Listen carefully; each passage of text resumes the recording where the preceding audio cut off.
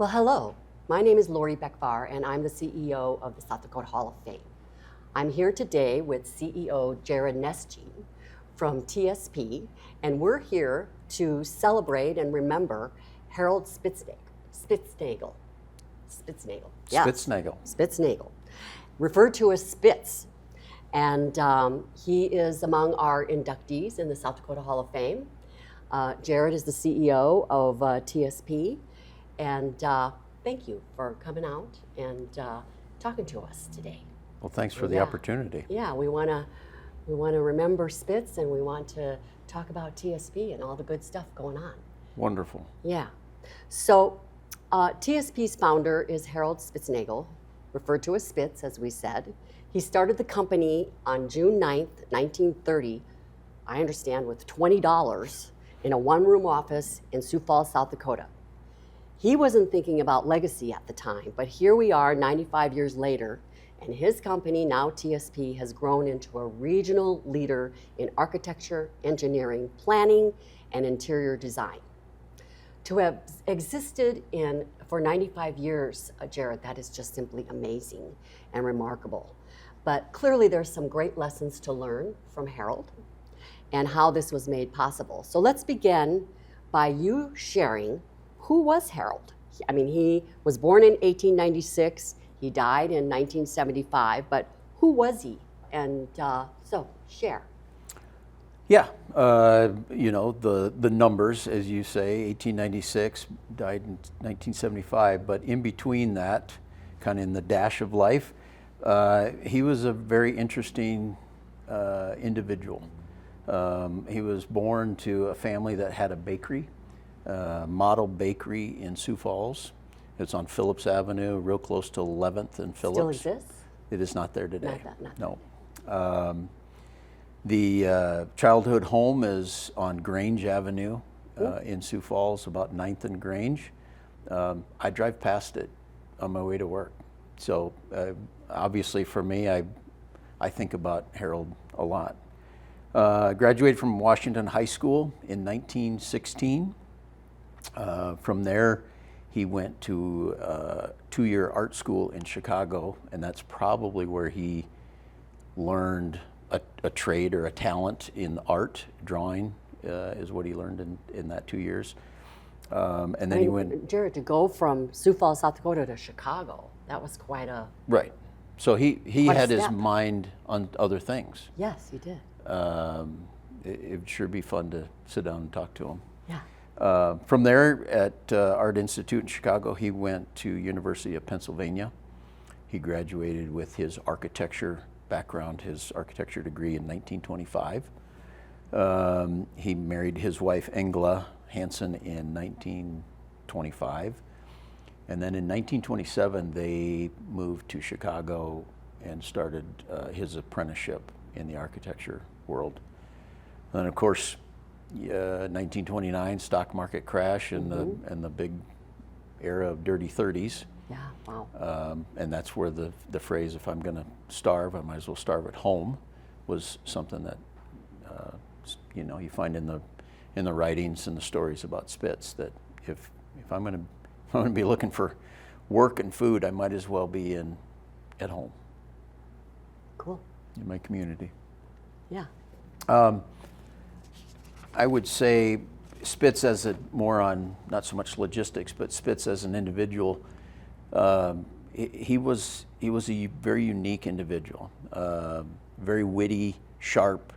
I've asked if there are any recordings of him speaking, because people talk about how he could really command the room and control the essence of the room. Big personality. He could connect with everyone. Literally, you hear the stories and the connections that he made, the relationships that he built, the bonds that he built with, you know, strong about his community, strong about his neighbor in the community. But what we probably align at TSP today a lot with is, you know, what did he think of business? And business, of course, as Spitz, business is about people. People are relationships. And today we still talk about relationships are really our strongest way to get connected, to be part of our communities and where we work and live. And we're still talking about community or relationships in our community. Of course, I can't, not talk about humor in all the things that you read and stories again. Did he have a good sense of humor? A great sense of humor. And the office environment played some pranks on him. They did some jokes, practical jokes. And at times, I suppose, today I would think it'd take them too far, but I think it worked for them, and at that time, he would go on vacation, and when he'd come back, so he'd travel overseas to get away, and when he'd come back, there would be things like, one example, they turned the office into a service station. So when you pulled up, it looked like a Skelly service station, gas pumps and bright banners and Wow. free gifts, and the one that I can align with probably more is in our current office in Sioux Falls. His office, and they pointed out which one it was. He went away and they boarded it up and they put sheetrock and taped it and painted it. Oh my word. They hired a group of individuals that he wouldn't recognize, sat in desks right outside his office. So when he came to try and find his door, couldn't find it, looked for a familiar face, couldn't find it, and so his partners were really hamming it up, laughing. That is great. So I think, Great stories. the work hard, play hard Yeah. fits him. Yeah? We know he was about working hard and being a committed community partner in the business and the trusted advisor, but we also know he had a good time. Dolce vita, Italian phrase, living the good life. And that wasn't, throw everything into the wind and go live it up. It was just take time to enjoy life. There's a lot of things out there. Yeah. So tell me, Jared, about the company's evolution. Let's just talk about the decades from when Harold started it to now.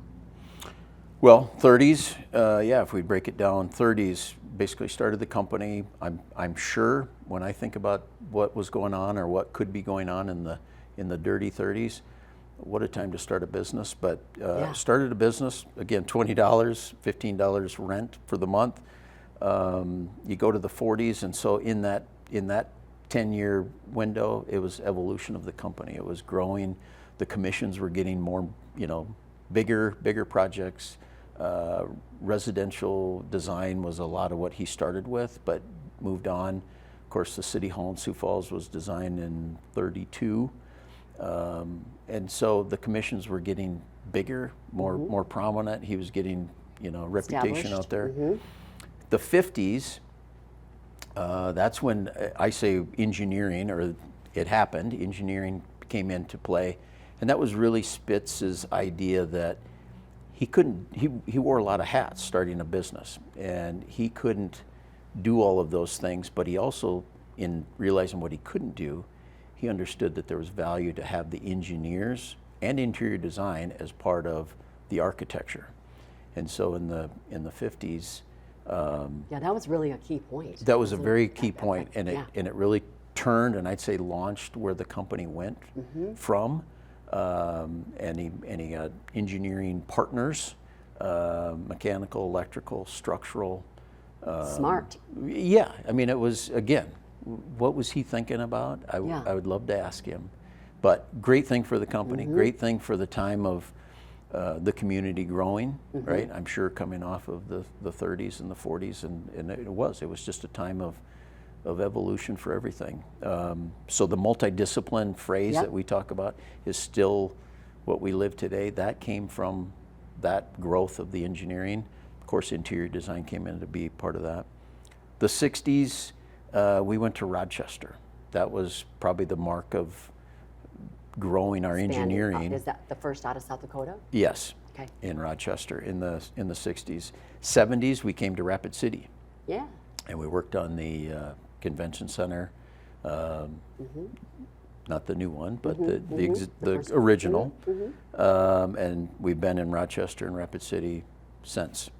Of course, 1995 or 75, Harold passed away. And so I would say 80s to today, it was a continued evolution. It was taking the foundation of what Spitz had started, those original founding principles that he began with, and the partners that he brought on. They just continued to evolve. Did he the business. retire, Jared, or did he pass it on? He started to slow down, I would say maybe in the 70s or just after 1970. He started to slow down and did less.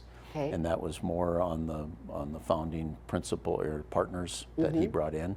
But he would still, in the readings, in the stories, there was a 1% factor that he liked about the projects. Okay. That he wanted to carve off a 1% of the total project and include art. Again, art was important to him, and he wanted to bring that art and architecture together. And so he or others would dabble in that 1%, and it could be a $5,000 thing, or it could be a $50,000 thing on that project that emphasized art. And so I think that if I could read in between, I would say that's probably what he primarily focused on with those projects, is making sure that was an emphasis. I'd like to talk about Harold's founding principles and how they might be realized in today's world. So let's talk about kind of Harold's thoughts on each of the following. There are some great takeaways here for people listening to our session here. I think others striving for success within their organizations can learn something from Spitz. So what about approaching delegation and accountability? What would Spitz say about that? Well, I put a little twist to it. It's still relevant today, but I would say communication and accountability. Okay. In our business, obviously we come in and we meet our clients, we get to know them, but we try and figure out how we're going to help them.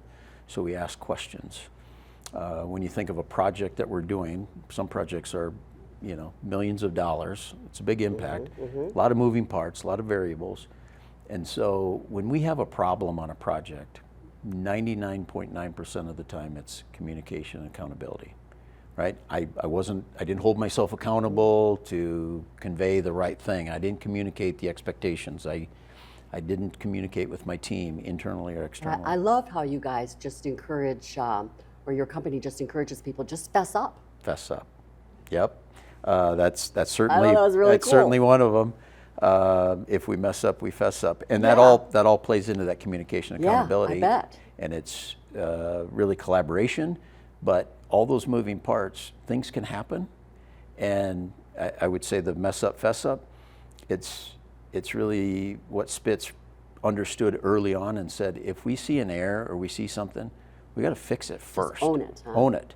And that doesn't mean we write a check. We've got competition out there that would say we're crazy and we're the only ones that do this. I don't think that's a fair statement, but it's not us just writing a check. There's value added. There's a conversation that needs to be had, but we don't shy away from the reality that things happen. Sometimes we impact that project negatively, and if that's the case, we're gonna fess up to it. And I love the honesty and yeah, it's just that's really from Spitz unique. too. It's the unique. honesty, right? Be part of that. And we are. I mean, a project today could be 2 to 8 years that it takes from start to finish. Start talking about something that we're going to do with somebody, and it's a long-term relationship. Yeah. Wow. So collaboration. What about collaboration? It's still a factor today? To our core. Okay. Obviously, with technology, virtual meetings. Yes. You need to collaborate. Just like when Spitz started to today, we have got to make sure we're on the same page. We've got to collaborate. Value and ideas and input comes from all parts, and you have to collaborate, and you have to guide it, control it, document it, so mess up, fess up doesn't become a daily thing. Well, it seems like you guys go the extra mile listening to your clients. We do. I think if you, in our book of business or in our industry, we all say we listen, right? We have to. We have to understand what the client is going through. That goes back to Spitz. But put yourself in their shoes. How would they best relate it? And I think listening is something that I put a lot of value on, but I actually think our people do it pretty darn good. We do a really good job of it. So his philosophy about working hard but also enjoying life. I mean, you mentioned it prior, but anything more that you do in the company with that particular tenant? We're probably not, we don't do enough of, I think the work hard, we do. We get that. The have fun, I'm gonna take the have fun. I think we have to kind of pinch ourselves and have a little more fun. I talk about Don't we all? Oh, Yes. the world we live in today, the fast pace. We need more fun, yes. We need more fun. The phones, the computers, all of the things, we are busy. And I don't think we take enough time to enjoy it. What might that look like, Jared? I mean, just some more respites from the busy workday? More pranks on me? No, I shouldn't say that. I would say just the ability, and I hate to bring it up, since COVID, the flexibility, right? There's just things, other important things are in our day. Yeah. And I think at TSP, we realize that and we say, we're all living it. Yeah. So let's support one another. Let's take care of one another. I really think there's a family value to our company that, whether Spitz knew it or not, we carry that forward. And I think we talk about taking care of one another, being accountable to one another, being accountable to what we're supposed to do. It's part of our fulfillment. Precious. Good. So he said good design matters. And with the right people around you, you just keep going. Good design. Design is in everything. And so I think if you ask 10 people what design is, you'd get 10 different answers. For us at TSP, and it comes from Spitz, we live it today. It's in our core values. But design needs to be logical, right? We're an upper Midwest kind of conservative nature, then and now. And I think we ask the hard questions. So one, first and foremost, how much is it going to cost? Don't get too wild, right? But it's got to function, and it's got to fit us, and it's got to be right.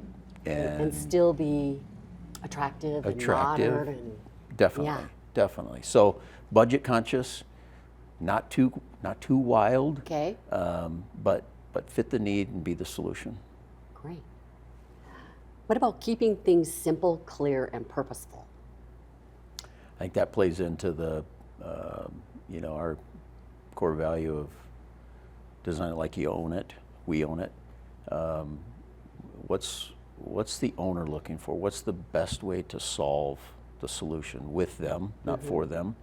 And so be logical, be honest, be cost conscious, and make it right? Listen up front, understand what they do, find ways to, with our experience and knowledge, how do we help them get better? Really make our communities better by design. And so I think simple isn't bad. No, it's lovely. It's efficient. I love simple. Simple's good. Yeah. And I would say in our inductees, simplicity, keeping things simple is maybe one of the themes of success. When we study what has made our inductees successful, I bump into simplicity quite a bit. So, Keep it simple. Yeah. So in 95 years, your firm has only had 5 CEOs. That's pretty amazing. And only Harold and yourself, Jared, are architects. So how does it feel to be aligned with your founder in this way? Of course, I'm very proud. I'm very humbled of my position. Some of the alignment I smile at. I don't think I'm in the same footsteps as Harold, but we align. You've been with the company though for how long? 23 years. And you've been CEO for? 10 years. Yeah. Okay. And so. So you came up through the ranks. I came up through the ranks. I respect TSP and what it stands for. I was born and raised in Sioux Falls, always wanted to be an architect.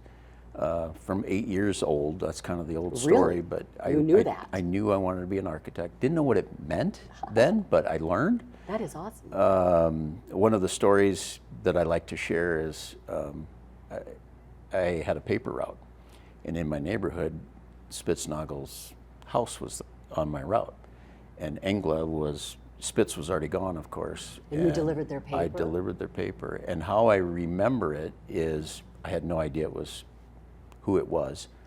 Didn't make it the connection, but the doorknob on the front door was in the center. It was part of that design period. Really? And Spitz had the doorknob in the center, and I always thought, what's up with this? how does that work? Which way does it swing?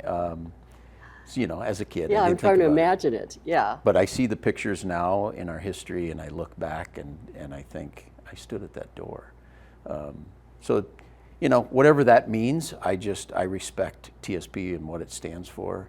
I think we have great people today with our company that still live by that foundation that Spitz started. And we have 3 core values: design it like we own it, committed to our craft, we before me, and in no particular order. It's just what we live today. And those words came from Spitz, and I think we still live it. And so we've got a great group that knows where we came from, but they're building their part of that legacy that we're going to be here for 95 years and then some more, many more. Amazing. So your firm was built on teamwork, integrity, and great design.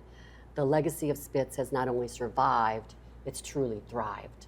And congratulations on this magnificent success, Jared. What are some concluding words of advice that you would have for the world, especially for our youth? Because we have this Legends in Learning program with the South Dakota Hall of Fame, where we take the rich history of our inductees and we pass it on to the next generation. So what would you say, Jared Nesje, and what would Harold say to our youth who want to be a high achiever in South Dakota?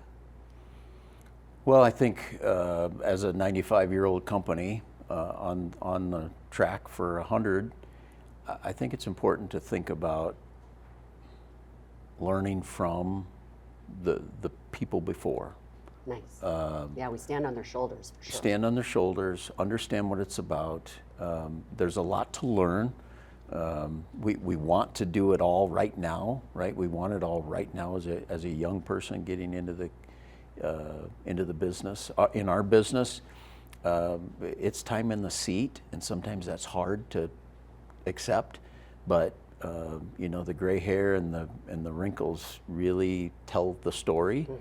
And to be a trusted advisor to our clients, I think you got to spend the time and you got to ask questions. So to the young people, a word that I talk about is engagement. Okay. How can we be engaged? How can we ask questions? How can we get into the details of our business? What's our client really looking for? So I think engagement is probably the word I would say. But in that is the communication accountability, of course, that I talk about with our staff today. There's many successes ahead for us and for the young people, and there's ownership and leadership, and ESOP is part of our legacy. That's something we could touch on too. But are you an ESOP now? We are an ESOP. Okay. We have been. Tell our audience what an ESOP is for those who may not know. So an ESOP is employee stock ownership plan, and what that is, in my words, it's another bucket of money for retirement. We have a 401k. So when you retire, you have a 401k that you get to enjoy, and you've got a ESOP bucket of money. And how do you get that? In the old model of what Spitz started, it was you buy in. You come up through the ranks, you buy in, you pay the group leaving, and that's kind of how the succession worked. As an ESOP, we're all in this thing together. So everyone's vested. Everyone's vested. There's a criteria, like a 401k, there's a 6-year vesting schedule. Okay. Once you're vested, that money is yours, and the wins and losses are based on the work that you do. So your skin in the game is right there in front of you. We all are here together. Communication, accountability, collaboration, all the things that make success work. And ESOP is really that point where it's up to you where we go, right? The needle moves up or needle moves down. So the employees literally own. The employees are beneficial ownership of the company. Yes, versus a small pool of Sure. partners or principals in that industry that we are. But ESOPs are catching on. ESOPs, when we started in 19, that was, it just wasn't talked about. Minnesota was a lot more ESOP driven. And now in the state of South Dakota, many companies are becoming ESOPs. And I think it really answers that legacy. How do you continue? Because it's an expensive thing to buy out the previous group. I bet it is. In that process. So this is just a way for us to all win and succeed together. Well, love your advice for the youth. I mean, time in the seat is very wise. That's very wise. And you can still be a high achiever and make it in South Dakota, be inducted into the South Dakota Hall of Fame as someone who has made it big. But time in the seat, I like that. I think that is an important piece of wisdom. I think in all the seats, it's important. The more you can know, the better versed you're going to be. Yeah. So any concluding remarks, Jared, that you would like to make to our audience? I think for me, as I think about the future, it's fast-paced. The world we live in is fast-paced. It is. And I'll probably go back to, Dolce Vita. I don't say that, but I've been thinking about it, of course, getting ready for today. Yeah, we should say that more. We should say that more. Yes. Live the great life. Yeah. Live the good life. Take time. Make a difference. We talk about we make our communities better. Or we strive to make our communities better by design, but just take time and be part of it and hang on. It's a wild ride. Wonderful. Well, thank you for joining us as we took a trip down memory lane to remember South Dakota Hall of Famer, inductee Harold Spitznagel, founder of what is now TSP, an architecture, engineering, planning, and company celebrating 95 years of existence. Thank you, Jared. Thank you. Yeah.